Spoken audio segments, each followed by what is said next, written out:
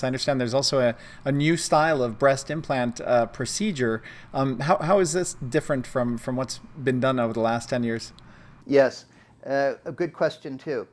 As you know, for about 15 years, we've not had silicone gel implants.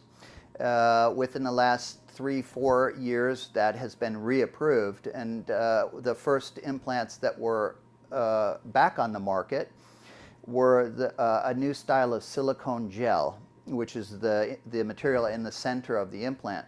They designed the gel to be more what they call cohesive, which means to me like pizza dough. It will stick together. In fact, they show implants that have been cut through straight down the middle and hung upside down, and the gel just stays in one place. So it doesn't run like syrup the way that it used to be in the old days. So that's a true advantage if the external shell breaks.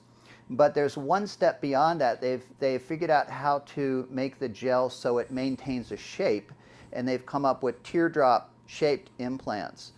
The advantage of that is that women who, say, in their 30s, just want a little bit of fullness in the upper part of the breast, but not an extreme amount of fullness. They have a small amount of breast droop after breastfeeding, and their breast has gone back down to a smaller size, smaller cup size.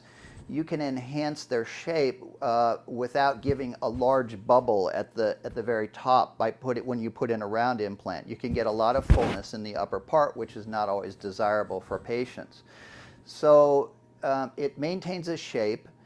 It has a different surface on the outside. It's very bumpy, very irregular. It almost feels like sandpaper on the outside. It's done through a mold that they use by pressing salt against the material that they used the mold, and so it's like crystallized salt on the outside almost.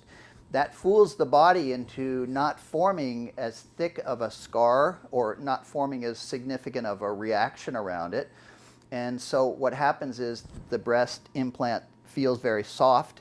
It has a very low incidence of having hardness around it or that unnatural feeling. And it's a great innovation. All three of the major breast implant companies have come out with the same type of implant, a little bit different variation on the theme, but they see that as the next big thing. And it's starting to develop some motion.